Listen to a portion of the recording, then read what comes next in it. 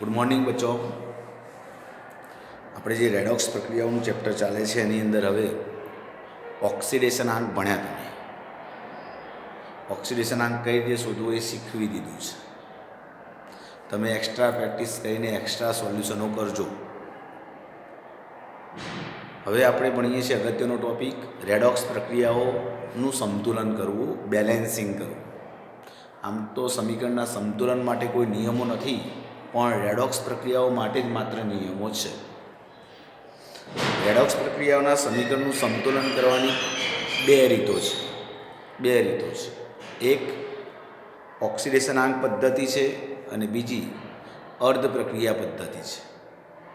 આપણે જે ચર્ચા કરી રહ્યા છીએ પાઠ્યપુસ્તકની અંદર પેજ નંબર 266 8.3.2 મુદ્દો છે એ જોઈ રહ્યા છીએ. એમાં બે રીતો છે, એક ઓક્સિડેશન આંક પદ્ધતિ અને એક અર્ધ પ્રક્રિયા પદ્ધતિ. તો આપણે માત્ર અર્ધ પ્રક્રિયાની રીતે જ શીખી લઈએ, ઓક્સિડેશન આંક પદ્ધતિની ખાસ જરૂરિયાત નહીં રહે.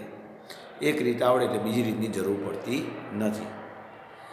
તો સમીકરણ સંતુલન પદ્ધતિ સંતુલન કરવા માટે, બેલેન્સ કરવા માટે બંને બાજુ પરમાણુની સંખ્યા અને વીજભાર બેલેન્સ કરીશું. એના માટે સ્ટેપ બાય સ્ટેપ એક સમીકરણ શીખી લઈએ, જેથી આપણને બધા જ સમીકરણો આવડી જાય. મિત્રો, તો પુસ્તકમાં કોયડો 8.8 જે આપેલો છે તમને, તે હું એની અંદર છે, પુસ્તકની અંદર ઓક્સિડેશન આંક પદ્ધતિ છે, પણ આપણે શીખીશું ઓક્સિડેશન આંક પદ્ધતિને પણ અર્ધ પ્રક્રિયા સમીકરણની રીતે. તો 8.8નો કોયડો છે, આ એક સમીકરણ આપેલું છે તમને.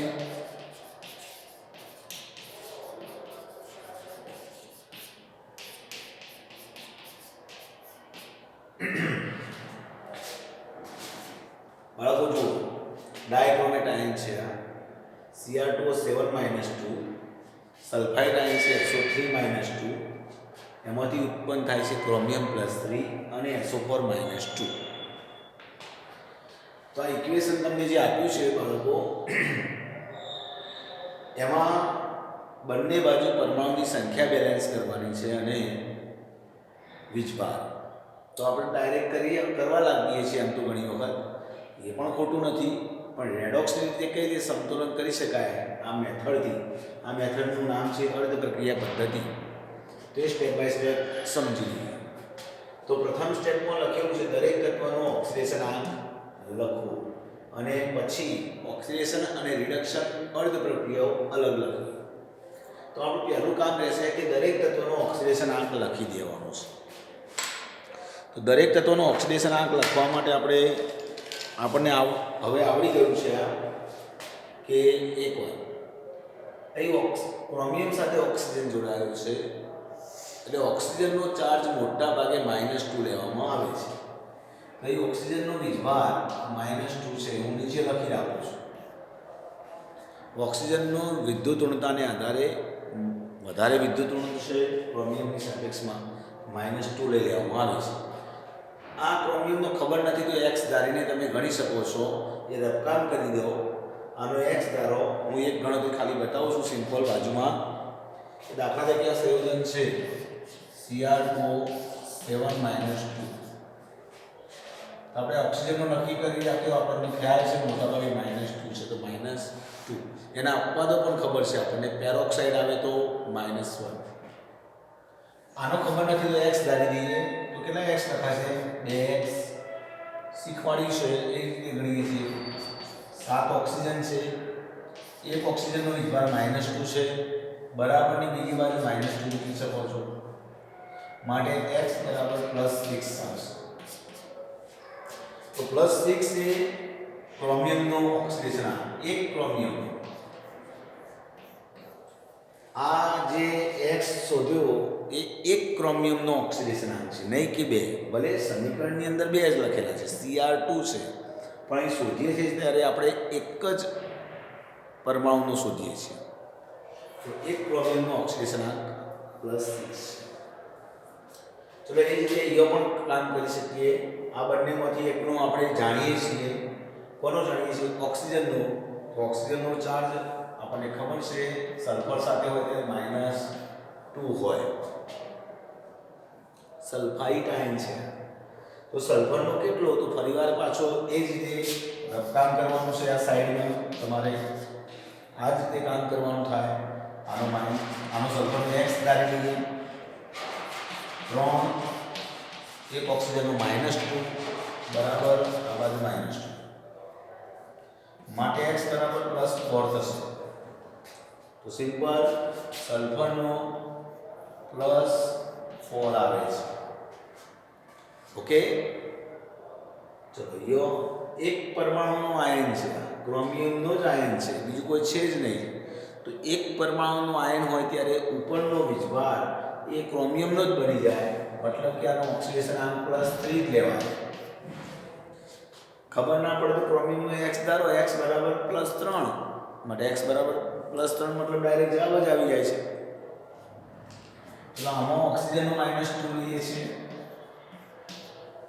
આ સલ્ફરનો x ધારી દો, આ રીતે ગણો તો એનો જવાબ આવશે. તમે ટ્રાય કરો જાતે હવે. તો આ સલ્ફરનો જવાબ આવશે +6. આ જ રીતે ગણી શકો છો. SO3 નો મેં ગણ્યો છે -2, એમ SO4 -2 નો x વત્તા 4 દુ 8 બરાબર -2 એ પ્રમાણે ગણી શકો છો. ઓકે, તો આ થયા દરેક તત્વનો ઓક્સિડેશન. આ રિએક્શન એસિડિક માધ્યમમાં કરવામાં આવ્યું છે. pH <7. ઓકે, તો દરેક તત્વનો ઓક્સિડેશન આંક લખ્યો. હવે જોવાનું છે કોનું ઓક્સિડેશન થયું છે અને કોનું રિડક્શન થયું છે. જસ્ટ જોઈએ તો આપણે લખીએ ઓક્સિડેશન અર્ધ પ્રક્રિયા કરી. કોનું ઓક્સિડેશન થયું છે વિચારીએ.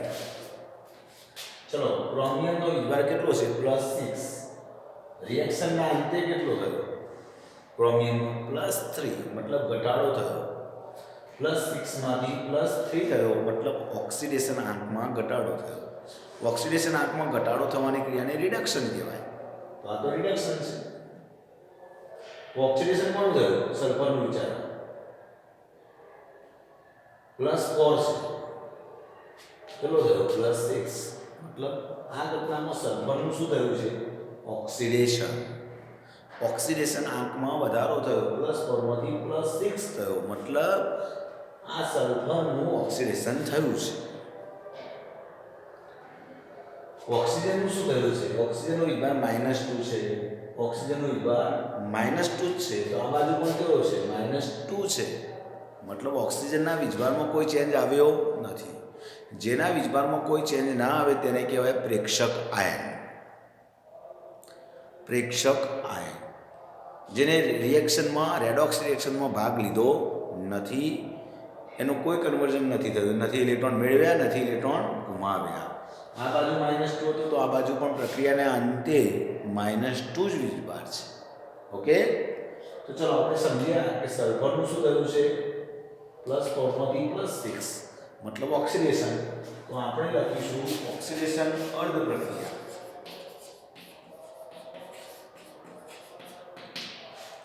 ઓક્સિડેશન કોનું થયું? SO3 -2. આખો એકલું સલ્ફર નહીં લખવાનું, આખું સંયોજન લખવાનું છે, આખો આયન લખવાનું છે. SO3 -2 માંથી શું બન્યું છે? SO4 આખું લખી દેવાનું છે. કોનું ઓક્સિડેશન થયું છે? સલ્ફરનો કેટલો વીજભાર હતો? +4 હતો એનો, એ નીચે કૌંસમાં લખ્યો. આ બાજુ +6. ઓક્સિજનનો વીજભાર હવે લખવાનો નથી, કારણ ઓક્સિજન પોતે પ્રેક્ષક આયન છે, એના વીજભારમાં કોઈ ચેન્જ આવ્યો નથી. તો એ કયા લખીશું? કોનો ઓક્સિડેશન આંક લખીશું? જેના ઓક્સિડેશન આંક બદલાતા હોય તેનો જ લખીશું. જેનો ઓક્સિડેશન આંક બદલાતો નથી તે લખવાના નથી. ઓકે, મતલબ એ ઓક્સિજનનો ચાર્જ -2 છે તેવું લખીશું નહીં. આ એક વાત. ચલો, આવી નવી બીજી પ્રક્રિયા છે રિડક્શન અર્ધ પ્રક્રિયા.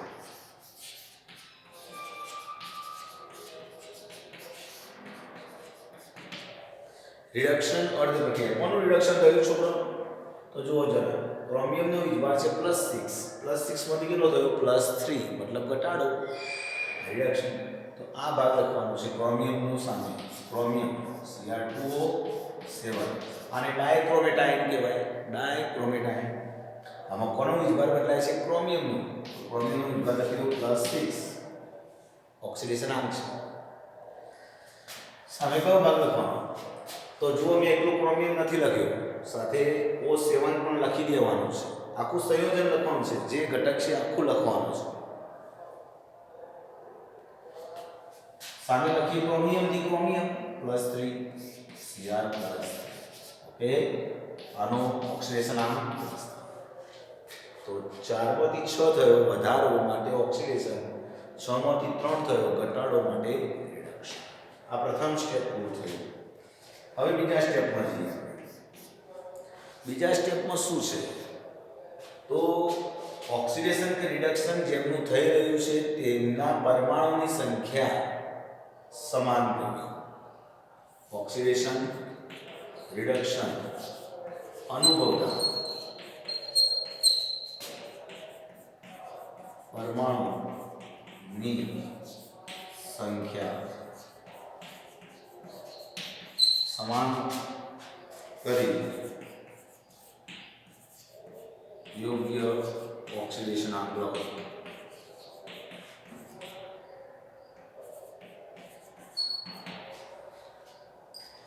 ઓકે, સમજાવું છું.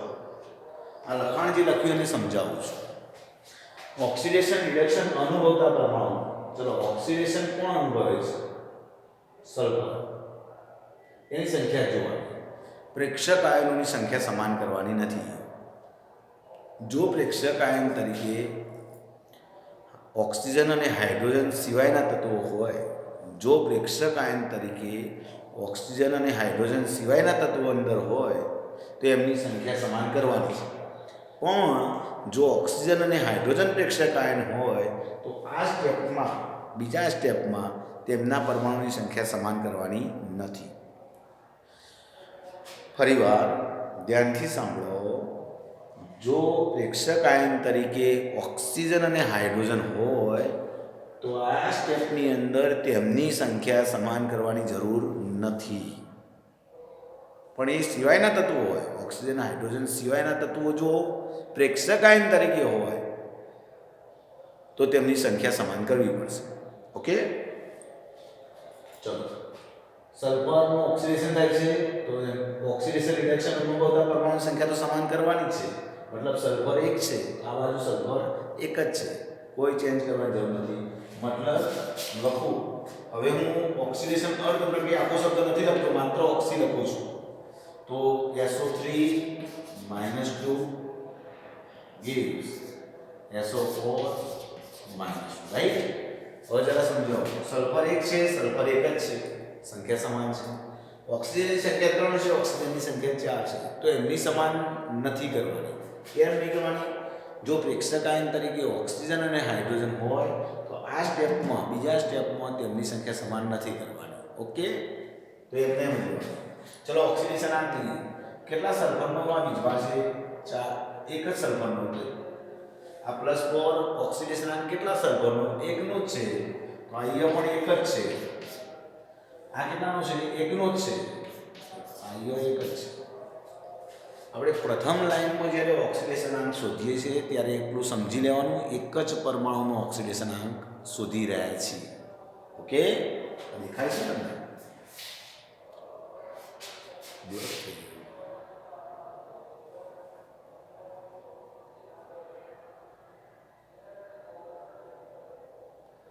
હવે જરા બ્લર થઈ ગયું, કદાચ ના દેખાયું તો જોઈ લેજો ફરીવાર. SO3 - 2 એમ કહું છું કે SO3 - 2 માં સલ્ફર 1 છે. સલ્ફરનો જો ઓક્સિડેશન આંક ચેન્જ થઈ રહ્યો છે તો એના પરમાણુની સંખ્યા જોવાની. એ ઓક્સિજન 3 છે, ઓક્સિજન 4 છે, તો ઓક્સિજનના પરમાણુની સંખ્યા સમાન હાલ કરવાની નથી.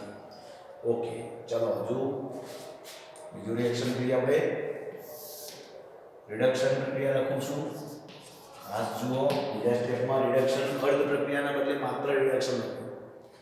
તો હું આ લખી દઉં Cr2O7 minus 2 gives Cr plus 3. આવું લખેલું છે એને એક લખી મેં.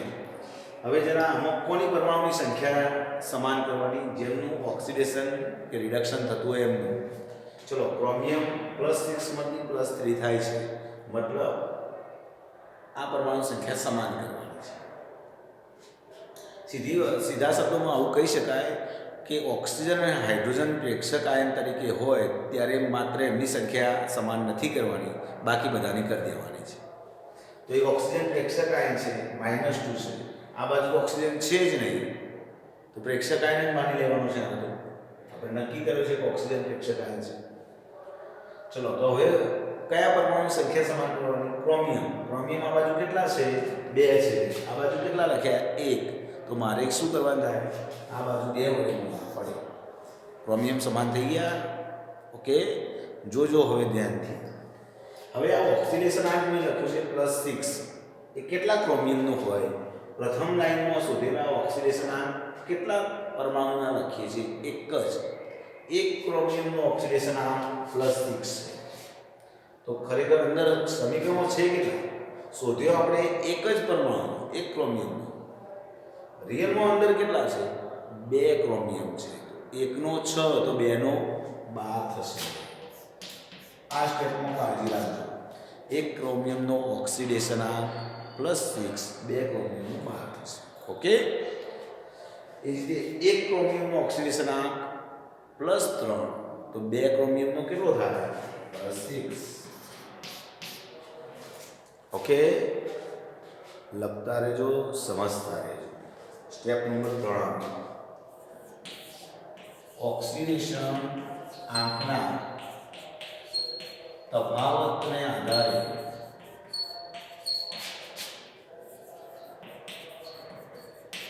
ઇલેક્ટ્રોન લખો. ઓક્સિડેશન આંકના તફાવતને આધારે ઇલેક્ટ્રોન લખવા.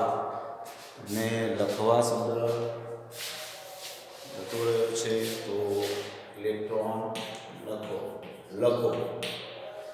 હવે લખાતી આપણે સુધી આવશે. ઓકે, ચલો જોઈએ. હવે ઓક્સિડેશન અર્ધ પ્રક્રિયા લખું છું. જરા સમજાવું, ધ્યાનથી જુઓ. ઓક્સિડેશન આંકના તફાવતના આધારે તો 4 માંથી કેટલો થયો? 6. ઓક્સિડેશન આંકમાં વધારો. કેટલાનો ડિફરન્ટ? 4 માંથી 6 જાય, મતલબ સોરી 6 માંથી 4 જાય. બાદબાકી ધન જ લાવવાની છે. 6 માંથી 4 જાય, 2 આવે. 2 નો વધારો મતલબ 2 નો વધારો. ઓક્સિડેશન આંકમાં 2 નો વધારો થવો મતલબ ઓક્સિડેશન કહેવાય. ઓક્સિડેશન દરમિયાન ઇલેક્ટ્રોન શું થાય? ગુમાવે. તો કેટલા ઇલેક્ટ્રોન ગુમાવ્યા હશે? તો 2. જેટલાનો ફેરફાર આવે કેટલા ઇલેક્ટ્રોન લખવાના. તો આ બાજુ શું છે? SO3 -2 છે. આ બાજુ શું છે? SO4 -2. રાઈટ? જુઓ, 4 માંથી 6 થયો મતલબ 2 નો વધારો. તો મારે 2 ઇલેક્ટ્રોન નિપજ સાઈડ લખવાના. કઈ સાઈડ? નિપજ સાઈડ. કેમ નિપજ સાઈડ લખ્યા? ગુમાવે. ઓક્સિડેશન દરમિયાન કોઈ પણ તત્વ ઇલેક્ટ્રોન ગુમાવે છે અને ગુમાવેલા ઇલેક્ટ્રોન નિપજ સાઈડ લખાય. ઓકે, ગુમાવેલા ઇલેક્ટ્રોન નિપજ સાઈડ લખાય. ઓકે, ચલો રિડક્શન. અહીં જુઓ રિડક્શન. 12 માંથી 6 થયા તો ઘટાડો. કેટલાનો ફેરફાર? 6 નો ફેરફાર. તો કેટલા ઇલેક્ટ્રોન લખવાના? 6. જેટલાનો ફેરફાર થાય ઓક્સિડેશન આંકમાં, જેટલાનો ફેરફાર થાય તેટલા ઇલેક્ટ્રોન લખવાના. તો 12 માંથી 6 થયા તો 6 નો ફેરફાર, તો 6 ઇલેક્ટ્રોન લખવાના. રિડક્શન એટલે ઇલેક્ટ્રોન મેળવે. રિડક્શનમાં શું થાય? ઇલેક્ટ્રોન મેળવે. તો કેટલા મેળવે? 6 ઇલેક્ટ્રોન મેળવે. અને મેળવેલા ઇલેક્ટ્રોન પ્રક્રિયક સાઈડ લખવાના. ડન? આ થઈ ગયું. ત્રીજું સ્ટેપ પૂરું થયું આપણું. ઓકે, 3 સ્ટેપ થયા. હવે આગળ વધીએ છીએ. એ પહેલાં તમે લખી નાખો, પછી હું અહીં થોડી જગ્યા કરું છું લખવા માટે. હવે જરા જુઓ, માધ્યમને આધારે વીજભાર તથા ઓક્સિજનનું સમતોલન કરો. હવે માધ્યમને આધારે એટલે શું? તો માધ્યમ કયું છે? એસિડિક કાં તો બેઝિક હોઈ શકે. આપણા સમીકરણમાં એસિડિક મીડિયમમાં રિએક્શન કરેલી છે. હવે જો માધ્યમ એસિડિક હોય તો H+નો ઉપયોગ કરવાનો છે. વીજભારનું સંતુલન કરવા H+નો ઉપયોગ કરીશું. એસિડિક માધ્યમ હોય તો આવું નોટ કરી રાખો. એસિડિક માધ્યમ માટે H+ અને બેઝિક માધ્યમ માટે OH- નો ઉપયોગ કરીશું. ઓકે, તો આપણું માધ્યમ છે એસિડિક, તો વીજભારનું સંતુલન કરવા માટે આપણે H+નો ઉપયોગ કરવાના છીએ. હવે જરા સમજીએ આ ટોપિક સમજીએ તો ઓક્સિડેશન પ્રક્રિયા લખવાનું હોય તો જરા ધ્યાનથી જુઓ. વીજભાર ગણતા શીખીએ. વીજભાર કેવી રીતે ગણવો એ ધ્યાનપૂર્વક જોજો તો આવડી જશે. ઉપર લખેલી સંખ્યા એ વીજભાર બતાવે છે. તો ઉપર કેટલો વીજભાર છે ઓક્સિડેશન પ્રક્રિયામાં? આ ત્રીજા સ્ટેપમાં જરા જુઓ -2 છે. આગળ કોઈ સંખ્યા ના હોય તો 1 માનીએ. મતલબ આ આગળ લખેલી સંખ્યા મોલ ગુણ્યા ઉપરનો વીજભાર, આ બેનો ગુણાકાર કરીશું. પ્રક્રિયક સાઈડ કેટલો વીજભાર છે નક્કી કરવા માટે આગળ લખેલી મોલની સંખ્યા, કેટલા અણુ છે તેની સંખ્યા ગુણ્યા ઉપરનો વીજભાર. તો 1 ગુણ્યા -2 તો શું જવાબ આવે? -2. આ ઓક્સિડેશન વાળી પ્રક્રિયાનો વીજભાર ગણી રહ્યા છે. પ્રક્રિયક સાઈડ -2 વીજભાર છે. નિપજ સાઈડ કેટલો વીજભાર છે જરા જુઓ. તો -2 ગુણ્યા 1 મતલબ -2 તો ખરું જ. હવે આ 2 ગુણ્યા -1 કહેવાય છે. 2 ગુણ્યા -1 2 -1 ઉપર ઇલેક્ટ્રોન ઉપર -1 ચાર્જ છે. તો આગળ 2 છે તો 2 ગુણ્યા -2 સોરી 2 ક્રોસ -1 મતલબ -2. 2 ગુણ્યા -1 કરો તો -2 જવાબ. ઓકે, તો આ સાઈડ કેટલો વીજભાર થયો? -4. તો પ્રક્રિયક સાઈડ -2 વીજભાર છે, નિપજ સાઈડ -4 છે. કેટલાનો તફાવત છે નક્કી કરવા માટે સૌથી સરળ રીત એ છે કે માનાંકમાં બાદબાકી કરીએ. માનાંકમાં બાદબાકી કરવાનું, જવાબ ધન જ આવે. તો -4 માઇનસ -4માંથી -2 બાદ કર્યા તો -4માંથી -2 વચ્ચે માઇનસ કરીએ. ચલો માનાંકમાં બાદબાકી કરો તો -4 2 બરાબર -2 બરાબર 2. માનાંકમાં જવાબ હંમેશા ધન રહે, તમને ખ્યાલ છે. તો બાદબાકી માનાંકમાં કરવાની એટલા માટે કહું છું કે કદાપી જવાબ ઋણ ના લાવો તમે, એટલા માટે. ઓકે, તો કેટલાનો ફેરફાર? 2નો ફેરફાર. મારે એટલું નક્કી કરવું છે. કેટલાનો ફેરફાર? 2નો. તો પ્રક્રિયક સાઈડ અને નિપજ સાઈડ તમે વીજભાર ગણો તો 2નો ફેરફાર આવે છે. હવે 2 વીજભારનો ફેરફાર, જેટલા વીજભારનો ફેરફાર આવે વીજભારનો ફેરફાર શોધ્યો. આગળના તબક્કામાં આપણે ઓક્સિડેશન આંકનો તફાવત જોયો હતો. આ કયો તબક્કો છે? વીજભાર ગણ્યો. વીજભાર કઈ રીતે ગણ્યો તમે જોઈ લો. તો આગળ લખેલા મોલ ગુણ્યા ઉપરનો વીજભાર, આ રીતે ગણ્યો. વીજભારમાં 2નો તફાવત. વીજભારમાં જેટલાનો તફાવત હોય, કયું માધ્યમ છે? એસિડિક, તો H+ લખવાના. જો બેઝિક માધ્યમ હોય તો OH- લખવાના. વીજભારમાં કેટલાનો તફાવત આવ્યો? 2નો. તો મારે હવે લખવાના છે એસિડિક માધ્યમને આધારે 2H+. કેટલા લખવાના છે? 2H+. સાંભળજો, 2H+ લખવાના છે. હવે નક્કી આપણે નક્કી કરવાનું છે કે 2H+ કઈ સાઈડ લખવા જેથી વીજભાર સરખો થઈ જાય બંને બાજુ. પ્રક્રિયક સાઈડ લખવું કે નિપજ સાઈડ? તો એ પોતાની બુદ્ધિ પ્રમાણે કામ કરવાનું છે. કઈ રીતે કામ કરીશું જરા જુઓ. ધારો કે હું લખું છું 2H+ આ સાઈડ લખી દઉં છું, પ્રક્રિયક સાઈડ. આ સાઈડ લખીશ તો હવે શું થશે વિચારો, ગણતરી કરીએ. સમાન થઈ જાય છે જોઈએ. તો આ -2 તો હતો જ, અને આ 2 ગુણ્યા પ્લસ બનાવ્યો એટલે 2 ગુણ્યા +1 એટલે +2 થાય. તો આ બાજુ જવાબ શું થશે? -2 ને +2 0 થઈ જશે. અને આ બાજુ જવાબ -4 છે. મતલબ સમાન થતું નથી. મતલબ આ સાઈડ લખેલું પ્રક્રિયક સાઈડ લખેલા ખોટા છે. પ્રક્રિયક સાઈડ જે 2H+ લખ્યા તે ખોટા છે. તો આપણે ક્યાં લખવાનું થશે? આ સાઈડ લખી જોઈએ. ચેક કરો, એ સાઈડ લખીને ચેક કરો. આ બાજુ -2 છે, નિપજ સાઈડ લખ્યા -4 છે. 2 ગુણ્યા +1 +2 થવાનું. આ +2 થવાનું વીજભાર. -4 માંથી +2 જાય તો -2. હવે સમાન થઈ ગયું. મતલબ 2h+ ક્યાં લખવાના? નિપજ સાઈડ. ઓકે, તો આપણે 2h+ લખવાના કેથી નક્કી કર્યા? તમે જોયું, વીજભારમાં જેટલો તફાવત આવે તેટલા h+ લખ્યા. કઈ સાઈડ લખ્યા? જેથી એવી રીતે આપણે નક્કી કર્યું, એવી રીતે લખવા કે જેથી બંને બાજુના વીજભાર સમાન થાય. આપણે હવે કઈ બાજુ નક્કી થયા? નિપજ સાઈડ. કયા સમીકરણ માટે? ઓક્સિડેશન વાળી પ્રક્રિયા. હું લખું જરા જુઓ.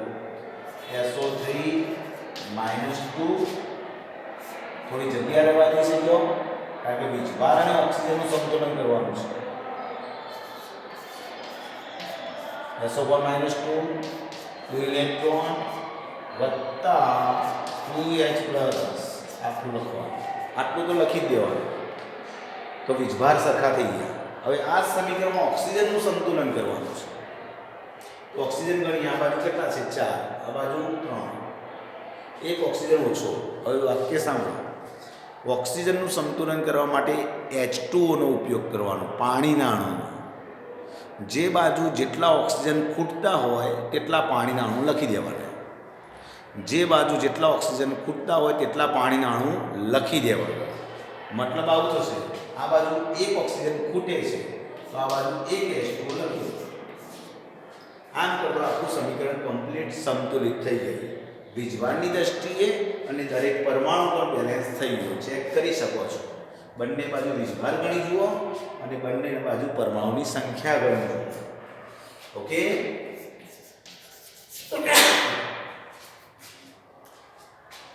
હવે આપણે ગણીએ રિડક્શન પ્રક્રિયા માટે શીખીએ. ચાલો વીજભાર ગણીએ. હજુ જો ગણવામાં તકલીફ હોય તો ધ્યાન આપો. વીજભાર ગણવા માટે શું કહ્યું બાળકો? ઉપર લખેલો વીજભાર -2 ગુણ્યા આગળ લખેલી સંખ્યા. આગળ કશું ના હોય તો 1 સમજવાનું. મતલબ કેટલો વીજભાર થાય? 1 ગુણ્યા -2 -2 આવે. પ્રક્રિયક સાઈડ. 6 ગુણ્યા -1 -6. આ બાજુ 2 ગુણ્યા +3 +6. આ બાજુ વીજભાર ટોટલ થયો -8. આ બાજુ -8 અને +6. કેટલો તફાવત આવે? જરા વિડીયો પોઝ કરીને ગણો તો કેટલો તફાવત આવે. તમે ગણી દીધું હશે વિડીયો પોઝ કરીને. ઓકે, હવે હું કહું. માનાંકમાં બાદબાકી કરવાની કહું છું. 6 માંથી 8 જાય તો 6 ઓછા -8 -8 છે અને માનાંક. આનો જવાબ આવશે 6 ઓછા વત્તા એટલે 14 થવાનું માનાંકમાં. એટલે જવાબ આવે 14. ઘણા વિદ્યાર્થીઓ આનો તફાવત 2 બોલતા હોય છે. 8 માંથી 6 જાય 2 તફાવત. તો આ ખોટું પડે. સંખ્યા રેખા ઉપર જોવાનું છે. સંખ્યા રેખા ઉપર -8 થી +6 સુધીનું અંતર 14 થાય. ઓકે, તો આ 14 નો તફાવત આવ્યો. વીજભારમાં કેટલાનો તફાવત આવ્યો? 14.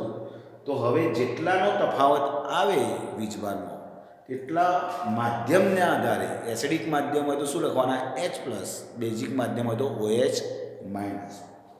તો 14 નો તફાવત આવે માટે 14 શું લખવાના થશે? H+. 14H+ કઈ સાઈડ લખવાય આપણે નક્કી કરીએ. જો કે નક્કી કરવું, આ રદકામ કરવાનું. આ બાજુ -8 હતા, આ બાજુ +6 હતા. હવે 14H+ કઈ સાઈડ લખું તો બંને બાજુ સમાન થઈ જાય? 14H+. ચલો હું પ્રક્રિયક સાઈડ લખું છું. વિચારીએ અને ગણી જુઓ. આ રદકામ કરીએ છીએ, ગણી જુઓ. -8 તો છે જ. 14 ગુણ્યા 1 એટલે +14 માંથી 8 જાય તો +6 આવી જાય. અને આ બાજુ પણ +6. મતલબ આ સાઈડ સાચી જ છે. તો મતલબ આ સાઈડ એટલે કઈ સાઈડ કહેવાય છે? પ્રક્રિયક સાઈડ 14H+ લખવાના છે. પ્રક્રિયક સાઈડ 14H+ લખું છું. જરા આ સમીકરણ જુઓ. Cr2 7 -2 6 ઇલેક્ટ્રોન છે. 14H+ લખું છું. gives 2Cr+. ઓકે, વીજભાર સરખો થઈ ગયો. પણ હજુ કોનું સંતુલન કરવાનું? ઓક્સિજન. ચલો આ બાજુ ઓક્સિજન કેટલા છે 7, આ બાજુ એક પણ નથી. તો જે બાજુ જેટલા ઓક્સિજન ખૂટતા હોય તેટલા પાણીના અણુ લખવાના. આ બાજુ 7 ખૂટે છે તો 7 H2O લખું છું. તો આ સ્ટેપ મહત્વનું હતું કે સમજી લો, ફરીવાર ધ્યાનથી સાંભળો જેથી તમને આવડી જાય. Last and final step. ચલો 5મું સ્ટેપ.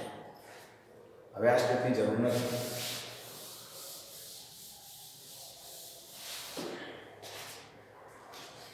ચલો જુઓ બાળકો, હવે છેલ્લા સ્ટેપમાં શું કરવાનું? ઇલેક્ટ્રોનની સંખ્યા સમાન કરવાની. ઇલેક્ટ્રોનની સંખ્યા સમાન કરી બંને સમીકરણનો સરવાળો કરો. બંને સમીકરણનો સરવાળો કરવો. કેવી રીતે ઇલેક્ટ્રોનની સંખ્યા સમાન કરવાની જરા જોઈ લઈએ. હવે ઈઝી છે આ સ્ટેપ. ઈઝી. કેટલા ઇલેક્ટ્રોન છે બાળકો? 2. એ કેટલા છે? 6. તો બંનેમાં સમાન ઇલેક્ટ્રોન કરવા માટે ઉપરના સમીકરણને હું 3 વડે ગુણી દઉં. ઓક્સિડેશન પ્રક્રિયાને 3 વડે આખા ગુણી દઈએ આખા સમીકરણને, 6 ઇલેક્ટ્રોન થઈ ગયા. અહીં પણ 6 છે. નીચેના સમીકરણને ગુણવાની જરૂર નથી.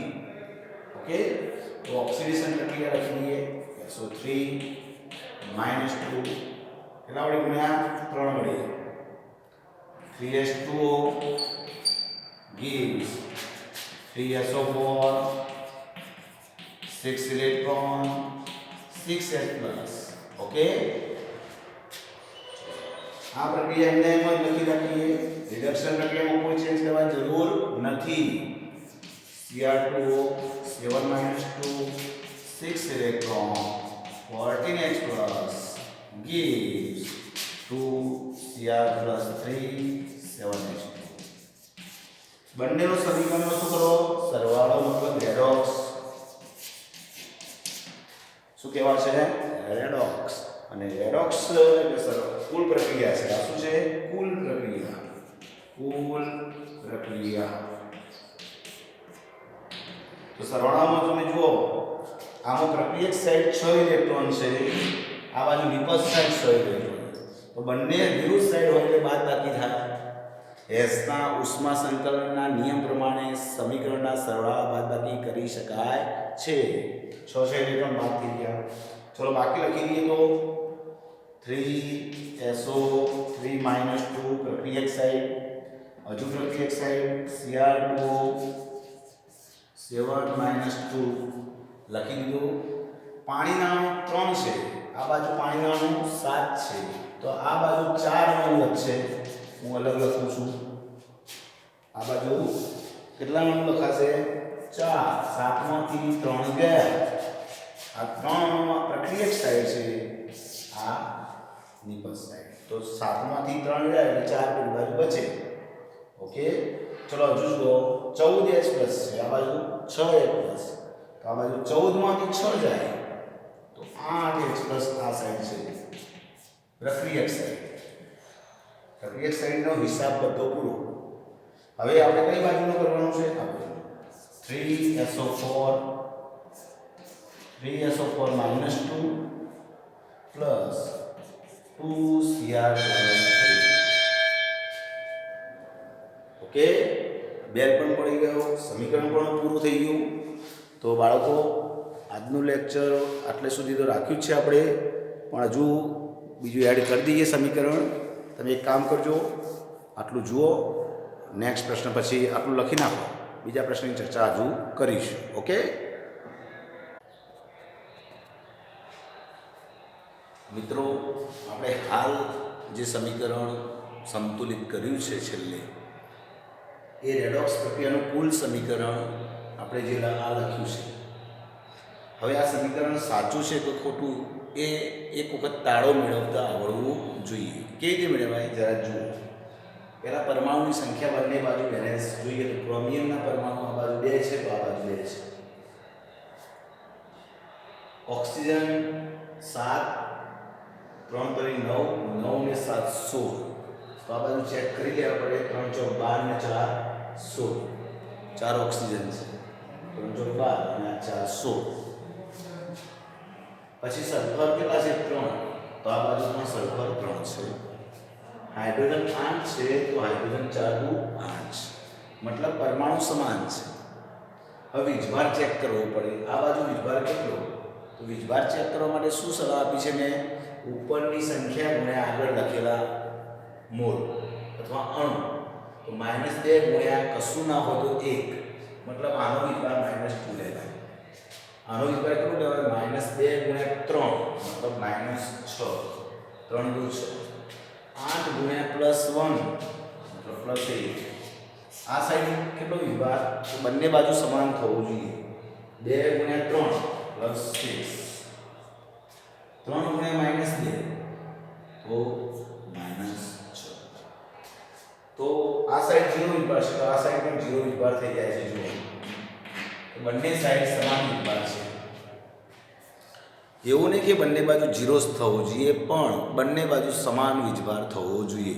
જેટલો પ્રક્રિયક સાઈડ વીજભાર હોય એટલો જ નિપજ સાઈડ હોવો જોઈએ. ઓકે, આપણે હવે પછી બીજું સમીકરણ જોઈએ છે. ફટાફટ તમે ઝડપથી લખી દો.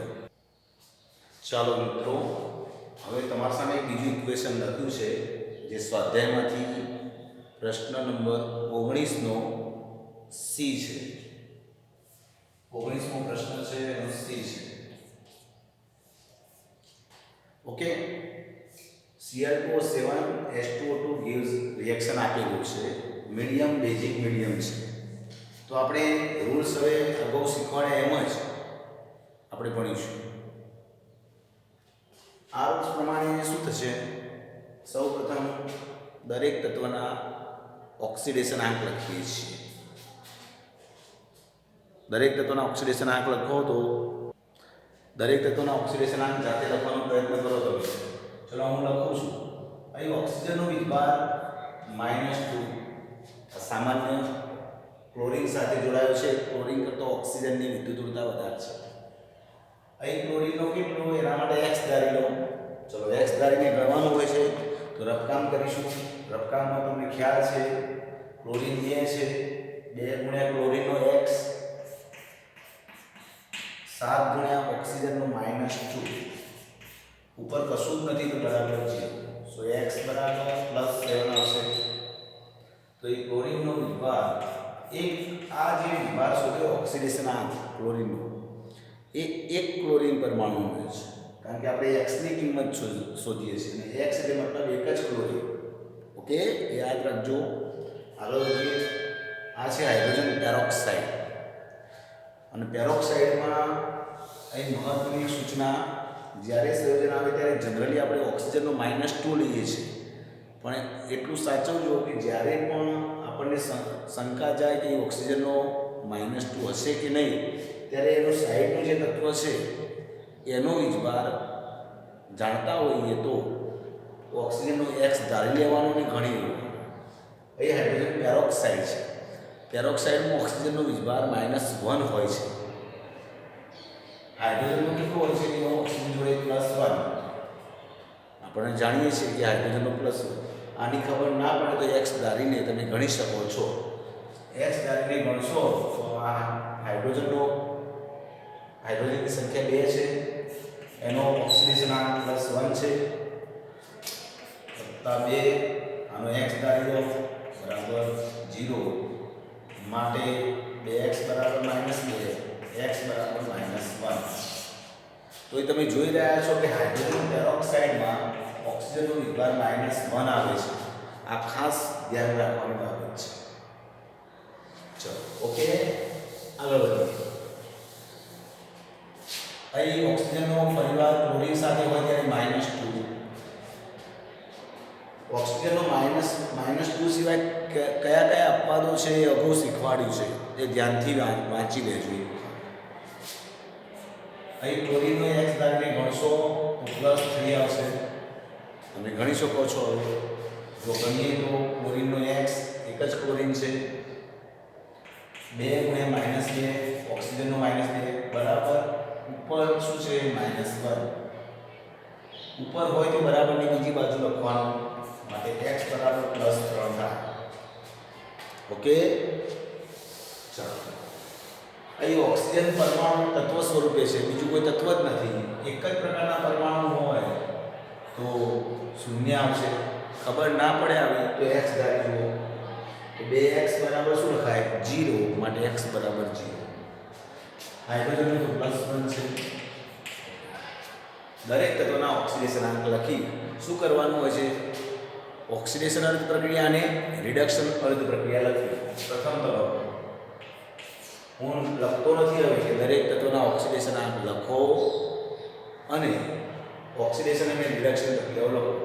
એવું લખતો નથી. તમને અગાઉ લખવાયું તેના સ્ટેટમેન્ટ આપશે. ચાલો લખી દો દરેક તત્વના ઓક્સિડેશન આંક લખી તેમની ઓક્સિડેશન રિડક્શન અર્ધ પ્રક્રિયા લખો. કે કેને હું નીચે લખી લઉં છું ઓક્સિડેશન રિડક્શન અર્ધ પ્રક્રિયા લખો. ઓકે, તો જરા જોઈએ કોનું ઓક્સિડેશન કે કોનું રિડક્શન. તો ક્લોરીન Cl2 ક્લોરીન માંથી ક્લોરીન જુઓ તો 7 માંથી 3 થાય મતલબ કે રિડક્શન. તો આ રિડક્શન પ્રક્રિયા હું લખી દઉં જરા નીચે થોડી જગ્યા રાખું. Cl2O7 માંથી ClO2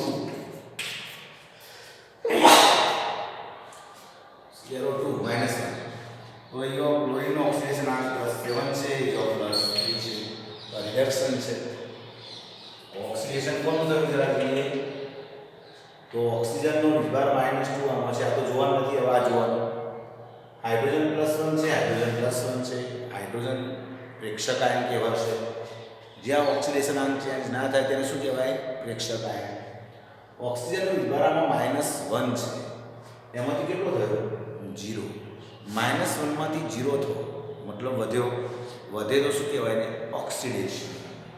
તો અહીંયા ઓક્સિડેશન કોનું થાય છે? હાઇડ્રોજન પેરોક્સાઇડના ઓક્સિજન. શામાં કન્વર્ટ થાય? તો શું લખી દીધું? ચલો બંને જે તત્વો ઓક્સિડેશન રિડક્શન અનુભવે તેનો જ ઓક્સિડેશન આંક લખીએ. હાઇડ્રોજન કોઈ પ્રક્રિયા અનુભવતું નથી કારણ કે +1 છે, આ બાજુ પણ +1 છે. માટે એનો વિભાર લખવાની કોઈ જરૂર નથી. આ -1 છે અને આ 0. ઓકે, તો પ્રથમ સ્ટેપ પૂરું થયું આપણું. સેકન્ડ સ્ટેપ શું છે આપણું? પરમાણુની સંખ્યા સમાન કરી યોગ્ય તેને અનુરૂપ ઓક્સિડેશન આંક લખવા. પરમાણુની સંખ્યા સમાન કરી તેને અનુરૂપ અને યોગ્ય ઓક્સિડેશન આંક લખવા. ઓકે, જરા જોઈએ ઓક્સિડેશન પ્રક્રિયા જે છે એમાં કયા પરમાણુ સમાન કરવાના. મેં તમને ગઈકાલે સલાહ આપી હતી જો ઓક્સિજન અને હાઇડ્રોજન પ્રેક્ષક આયન હોય તો તેમની સંખ્યા બીજા સ્ટેપમાં સમાન કરવાની નથી. એ સિવાયના જો તત્વો હોય તો એમની સંખ્યા સમાન કરી દેવી. ઓક્સિજન અને હાઇડ્રોજન પ્રેક્ષક આયન હોય તો તેમની સંખ્યા આ બીજા સ્ટેપમાં સમાન કરવાની નથી. એ સિવાયના તત્વો હોય તો કરી દેવા. હવે બીજી વાત, જો ઓક્સિજન અહીંયા પ્રેક્ષક આયન છે કે નહીં ચેક કરો. હાઇડ્રોજન પ્રેક્ષક આયન છે, ઓક્સિજન પ્રેક્ષક આયન નથી, તો આની સંખ્યા હવે સમાન કરવી પડે. તો સંખ્યા જોઈએ તો જરા જુઓ H2O નો O કેટલા છે? 2. તો આ બાજુ પણ 2 છે, સમાન છે. O સમાન છે, રાઈટ. હવે સંખ્યા સમાન કરી તેને અનુરૂપ યોગ્ય ઓક્સિડેશન આંક લખો. તો જોઈએ આ કેટલા ઓક્સિજનનો વિભાર -1 છે. આ -1 ઓક્સિડેશન આંક કેટલા પરમાણુનો છે? એક જ. અહીં આપણે જ્યારે શોધીએ છીએ ત્યારે સમજી લેવાનું કે આ એક જ પરમાણુનો ઓક્સિડેશન આંક છે. આ લાઈનમાં બધા જ એક જ પરમાણુના ઓક્સિડેશન આંક છે. તો અહીંયા ઓક્સિજનનો વિભાર -1 છે પણ એક ઓક્સિજનનો -1 આવા કેટલા છે? 2. તો સિમ્પલ -2 થાય. એકનો -1 તો બેનો -1, એકનો 0 તો બેનો 0 થાય. અહીં કોઈ છે નહીં આવે. ઓકે, તો આ રીતે યોગ્ય ઓક્સિડેશન આંક લખવાના છે. રિડક્શન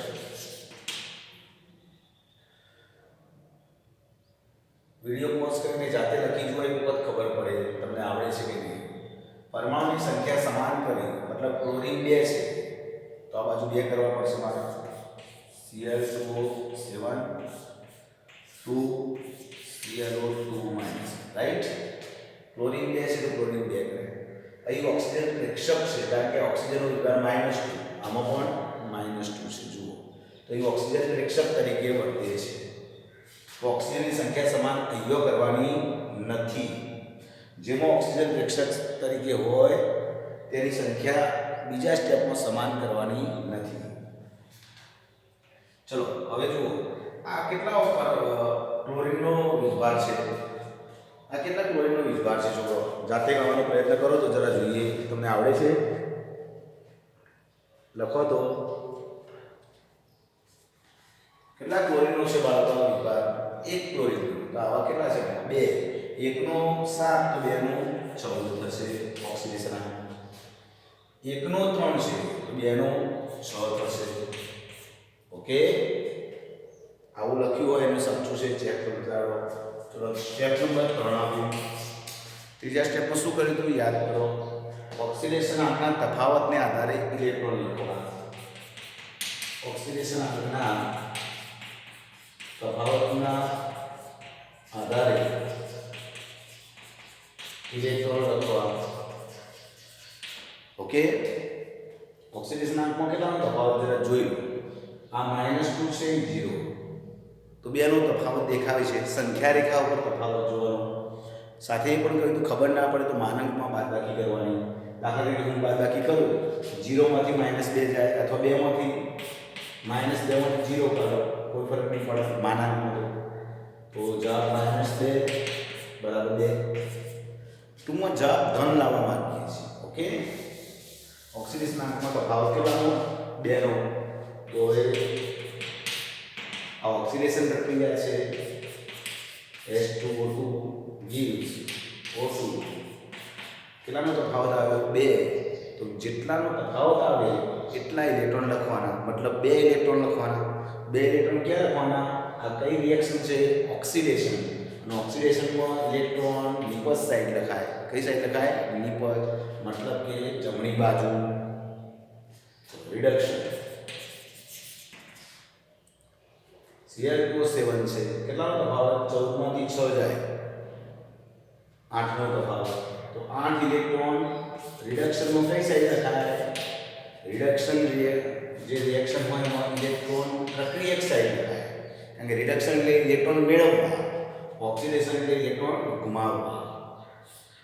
ગુમાવેલા ઇલેક્ટ્રોન નિપજ સાઈડ, મેળવેલા ઇલેક્ટ્રોન પ્રક્રિયક સાઈડ. ઓકે, 8 ઇલેક્ટ્રોન થઈ ગયું. આ રીતે લખી શકીએ છીએ આપણે. ચલો તો ચોથું સ્ટેપ આવ્યું. વીજભાર માધ્યમને આધારે. શેના આધારે? આ સ્ટેપ મહત્વનું છે. માધ્યમના આધારે વીજભાર સમાન કરી વીજભાર તથા ઓક્સિજન પરમાણુનું સમતુલન કરવું. તમને બાળકો મારા ખ્યાલથી આ સ્ટેપ હવે જાતે પ્રયત્ન થોડો કરો તો વધુ સારું. સમતુલન કરવું એવું છે. સમતુલન. ઓકે, જોઈ લેવું. તો આપણે જોઈએ ઓક્સિડેશન પ્રક્રિયા. ચલો આમાં વીજભાર ગણીએ. આ બાજુ વીજભાર કેવી રીતે ગણવાનો? બોલો, પહેલી પ્રક્રિયા જોઈએ તો પહેલાં રફકામ કરીશું. વીજભાર કેવી રીતે ગણીએ? ઉપર કશું નથી તો 0 વીજભાર. આગળ કશું ના હોય તો 1 ગણવાનું. કોઈ સંયોજન આ રીતે લખેલું હોય, આયન લખેલું હોય, ઉપર કશું જ ના હોય તો 0 વીજભાર કહેવાય. અને આગળ કશું ના હોય તો 1 અણુ કહેવાય. તો આગળ 1 છે, ઉપર 0 છે. 1 ગુણ્યા 0 મતલબ 0. આ સાઈડ 0 છે, પ્રક્રિયક સાઈડ 0 છે. આ સાઈડ કેટલો વીજભાર ગણીએ? આ 1 ગુણ્યા 0 એટલે 0. 2 ગુણ્યા -1 તો -2. તો મતલબ શું થાય છે? પ્રક્રિયક સાઈડ 0 વીજભાર, નિપજ સાઈડ -2. હવે વીજભાર બેલેન્સ કરવો છે, વીજભાર સરખો કરવો છે મતલબ. તો વીજભાર નક્કી કરવા માટે માધ્યમ કયું? બેઝિક માધ્યમમાં pH > 7. હવે બેઝિક માધ્યમ હોય ત્યારે આપણને શું મળે? OH-. એસિડિક માધ્યમ હોય તો H+, અને બેઝિક માધ્યમ હોય તો OH-. તો કેટલા OH- લખવાના? તો કેટલો તફાવત આવે છે નક્કી કરો. તફાવત કેટલો કહેવાય? 2 નો તફાવત. એટલે કઈ રીતે માનાંકમાં બાદબાકી ના હોય? -2 - 0 મતલબ 2 જ આવે જવાબ. ઓકે, તો 2 નો તફાવત આવે છે. જેટલાનો તફાવત આવે તેટલા OH- લખવાના. 2 નો તફાવત આવે તો 2 OH- લખવાના. તો કઈ સાઈડ લખવા જેથી સમાન થાય નક્કી કરીએ. ચલો ધારો કે હું આ સાઈડ લખી દઉં 2 OH-, નિપજ સાઈડ લખી દઉં તો શું સમાન થશે ચેક કરીએ. તો આ બાદ તો 0 વીજભાર છે, આ -2 છે, આ 2 ગુણ્યા -1 એટલે -2 થાય. મતલબ -2 અને બીજા -2 થાય તો -4 થઈ ગયો. તો આ સાઈડ ખોટી છે નક્કી થાય છે. તો હવે શું કરીએ? આ સાઈડ લખી દઈએ તો ખબર પડે OH-. હવે ચેક કરી દો 0 2 ગુણ્યા -1 તો -2. આ બાજુ પણ -2. બંને બાજુ સમાન છે. તો કઈ સાઈડ સાચી? મારે પ્રક્રિયક સાઈડ 2 OH- લખવાના. તો લખું છું H2O2 પ્રક્રિયક સાઈડ 2 OH-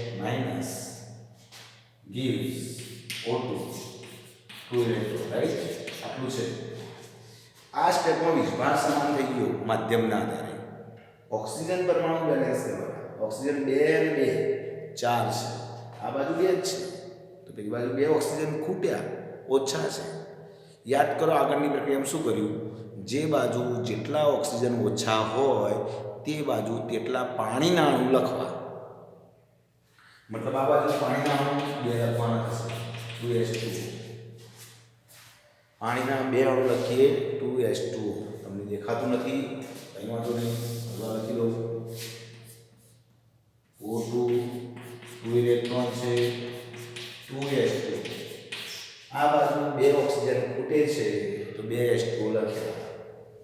હવે આ સમીકરણ પર નજર નાખશો તો તમે જુઓ બધા જ પદો હવે કમ્પ્લીટ થઈ ગયા. હાઇડ્રોજન 2 છે, હાઇડ્રોજન 2 4 છે, તો આ બાજુ 4 છે. ઓક્સિજન 2 2 4 તો 2 2 4. 2 ઋણ વીજભાર તો આ બાજુ પણ 2. ઓકે, રિડક્શનમાં હવે રિડક્શનમાં જરા જોઈએ તો Cl2 7 8 electron gives to ClO2 minus છે. તો આમાં પણ વીજભાર બેલેન્સ કરીએ આપણે. તો વીજભારમાં તમે જુઓ તો ઉપર કશો નથી વીજભાર, મતલબ આ સાઈડ 0 વીજભાર છે. ગણવાનો છે, પ્રયત્ન કરો તો વિડિયો પોઝ કરી પ્રયત્ન કરો, જાતે પ્રયત્ન કરો. બાળકો જુઓ તો આ 0 8 ગુણ્યા -1 એટલે -8 થાય છે, રાઈટ? gives આ બાજુ કેટલા છે? આવું રફકામ કરી જોવાનું છે. 2 ગુણ્યા -1 મતલબ -2. તો આ બાજુ -8 વીજભાર છે ને આ બાજુ -2 છે. તો કેટલાનો તફાવત? તો તફાવત કરવા માટે હું વારે ઘડીએ કહું છું કે માનાંકમાં બાદબાકી કરો. તો -2 ની પાસે -2 પાછા માઈનસ પાછા -8. આ તફાવત કહેવાય એટલે વચ્ચે માઈનસ કરવું પડે મારે. તો સિમ્પલ છે કે આ જવાબ આવશે +6. જવાબ તો હંમેશા ધનમાં જ લેવાનો છે. 6 નો તફાવત છે. ઓકે, તો મારે 6 નો તફાવત આવે તો શું કરવાનું? વીજભારમાં જેટલાનો તફાવત આવે તેટલા OH- લખવાના છે. માધ્યમ બેઝિક છે માટે તો મારે 6 OH- લખવાના થાય છે. ઓકે, તો 6 OH- લખવા કઈ સાઈડ? પ્રક્રિયક સાઈડ લખો. ચેક કરી લો. હું 6 OH- લખું તો શું થાય? 6 ગુણ્યા -1 એટલે -6 થાય, અને -8 એટલે -14 થઈ જાય. આ બાજુ તો -2 જ છે, મતલબ આ સાઈડ રોંગ છે, આ રોંગ છે. ચલો આ સાઈડ જાઓ 6 OH-. ઓકે, 6 ગુણ્યા -1 મતલબ -6 અને -2 મતલબ -8. તો તો -8 આ બાજુ -8 પેલી બાજુ થાય છે. તો સિમ્પલ છે. તો મારે નિપજ સાઈડ લખવાના થશે. નિપજ સાઈડ લખી દઉં. Cl2O7 8 electron. થોડી જગ્યા રહેવા દઈશ અહીંયા, કારણ કે ઓક્સિજનનું સંતુલન કરવાનું છે. ગમે તે સાઈડ લખવાના થઈ શકે. 6OH. જનરલી OH માઇનસ તમે જે બાજુ લખ્યા હોય એની બીજી બાજુ પાણી નાખવાનું આવશે. જનરલી આવું થતું હોય છે. 2 દુ 4 ઓક્સિજન છે અને 6 ઓક્સિજન. ઓક્સિજન ગણો 2 દુ 4 અને 6 4 ને 6 11 ઓક્સિજન નિપજ થાય. આ બાજુ 7 છે. તો આ બાજુ કેટલા ખૂટ્યા? 4. આ બાજુ 7 ઓક્સિજન, પેલી બાજુ 11 થયા. ઓક્સિજન 4 ઓછા છે આ સાઈડ. જે બાજુ જેટલા ઓક્સિજન ઓછા હોય તેટલા શું લખવાના? પાણીના. તો સિમ્પલ છે 4H2 લખવાનું છે. અને હવે આ કમ્પ્લીટ થઈ ગયું. આ સ્ટેપ અગત્યનો હતો છોકરો. હવે ધ્યાન આપી વ્યવસ્થિત લખી દો એટલે ક્લિયર થઈ જાય. હવે પાંચમા લાસ્ટ એન્ડ ફાઇનલ સ્ટેપમાં શું કરવાનું છે? ઇલેક્ટ્રોનની સંખ્યા સમાન કરી સરવાળો કરવાનો. ઇલેક્ટ્રોન સંખ્યા સમાન કરી સરવાળો કરવાનો.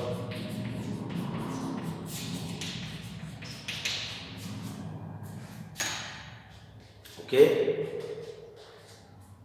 ઇલેક્ટ્રોન સંખ્યા સમાન કરી સરવાળો કરીએ તો ઇલેક્ટ્રોન 2 છે 8 છે. તો ઇલેક્ટ્રોન 8 કરવા માટે કેટલા વડે ગુણવા પડશે? 4. સિમ્પલ છે, કારણ કે અહીંયા 8 છે, અહીંયા 2 છે. 8 અને 2 નો લસા લઈ લો. તો 8 લસા આવે તો 8 કરવા માટે કેટલા વડે ગુણવા પડશે? 4 વડે આખા સમીકરણને ગુણી દો એટલે બંને બાજુ સમાન ઇલેક્ટ્રોન થઈ જાય. ઓકે, જરા જુઓ 4 વડે ગુણી દઉં છું તો ઓક્સિડેશન પ્રક્રિયા લખી છે મેં. 4 વડે આખા સમીકરણને ગુણવાના છે. 4H2O2 4 દુ 8 OH માઇનસ gives 4O2 4 દુ 8 ઇલેક્ટ્રોન અને 4 દુ 8 H2. ઓકે, નીચેનું સમીકરણ તો કશું ગુણવાનું રહેતું નથી. રિડક્શન પ્રક્રિયા દેખાય છે છોકરાઓ? યસ. ચાલો, Cl2O7 એમના એમ જ 8 electron 4H2O gives 2Cl2 minus 1 so 6OH. ચલો આપણે હવે આને રેડોક્સ સ્વરૂપે લખી દઈએ તો શું આવે છે જરા? તો 8 ઇલેક્ટ્રોન ઓપોઝિટ સાઈડ છે જતા દૂર થઈ જશે. બાકીના સ્ટેપ લખીએ તો Cl2O7 plus 4H2O2 hydrogen peroxide. હવે OH માઇનસ આવે ત્યારે થોડું ઊભા રહેવાનું જોવાનું છે કે બીજી સાઈડ કોઈ છે. તો OH માઇનસ 8 છે, આ બાજુ 6 છે, વિરુદ્ધ સાઈડ. વિરુદ્ધ સાઈડ હોય તો બાદ બાકી થાય. તો 8 માંથી 6 હોય તો બાદ કરો તો 2 આવશે.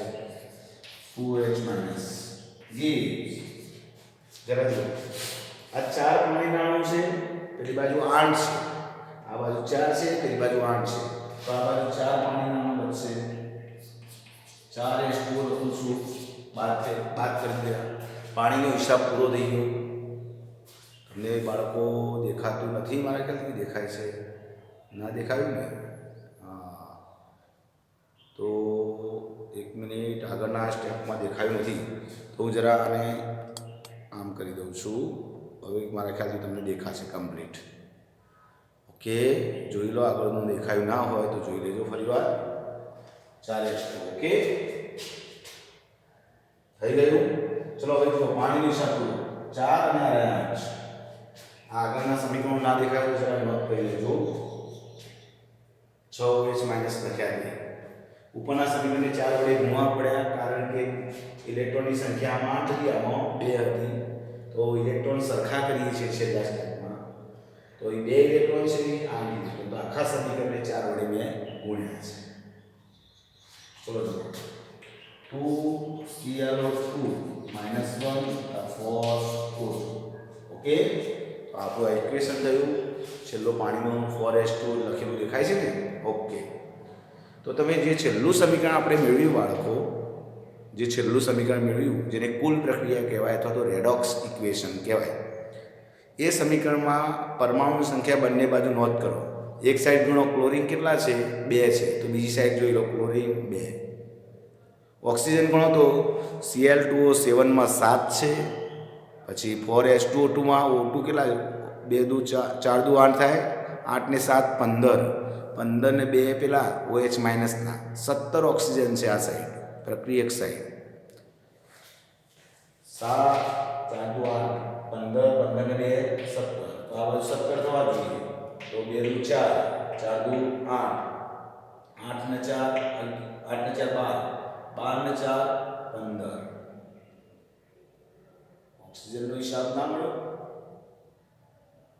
હા, આમાં રહી ગયું મારે પાણીના લખ્યા. 1 મિનિટ જસ્ટ જોઈ લઈએ, ચેક કરી લઈએ છે. જો છોકરો એક ભૂલ પકડાઈ ગઈ આપણી, એક સામાન્ય મિસ્ટેક હતી, જરા જુઓ. આ બાજુ ઓક્સિજન કેટલા છે ચેક કરીએ તો 1 મિનિટ આ ઘૂસી નાખું છું આ સ્ટેપ આગળનું. હવે ઓક્સિજન જરા જોઈએ, ચેક કરીએ તો આ બાજુ ઓક્સિજન કેટલા? 2 દુ 4, 4 ને 6 10 છે. કેટલા છે? 10 ઓક્સિજન. અને આ બાજુ કેટલા છે? 7. પરિવાર 2 દુ 4 અને 6 10, અને આ બાજુ 7 છે. તો સિમ્પલ છે, 3s2 ના અણુ આવે. મેં મિસ્ટેક કરી સામાન્ય, જરા જોઈ લો. તો 3s2 લખું, 3s2 લખી દઉં છું. ક્લિયર? તો એ વખત હિસાબ શું મળશે? હવે 8 માંથી 3 જાય, 8 માંથી 3 જાય તો 5s2 બનશે. 5s2, right? જરા જોઈ લો, હવે ક્લિયર થઈ જશે. હવે ગણીએ, ફરીવાર તાળું મેળવીએ. 7 4 દુ 8, 8 ને 7 15, 15 ને 2 17. તો જરા જોઈએ, 2 દુ 4, 8 ને 4 12, 12 ને 5 17. હવે ઓક્સિજનનો હિસાબ પૂરો થઈ ગયો. હાઇડ્રોજન જોઈએ, 4 દુ 8, 8 ને 2 10, તો યો 5 દુ 10. વીજભાર પણ ચેક કરો, 2 ગુણ્યા -1 મતલબ -2, આ બાજુ પણ -2. તો આમ છેલ્લે સમીકરણ લખ્યા બાદ તાળો મેળવવાનો રહેશે. ઓકે, તમે આવી પ્રેક્ટિસ કરજો. બીજા પ્રશ્નોની પણ આખો સ્ક્રીનશોટ પાડવો તો પાડી શકો છો તમે બાળકો. વ્યવસ્થિત જુઓ, હવે કમ્પ્લીટ તમને જોવા મળશે. ઓકે, નવા પ્રશ્નોની તમે પ્રેક્ટિસ જાતે કરજો. હવે નેક્સ્ટ લેક્ચરમાં આપણે જોઈશું. ઓકે, આવજો.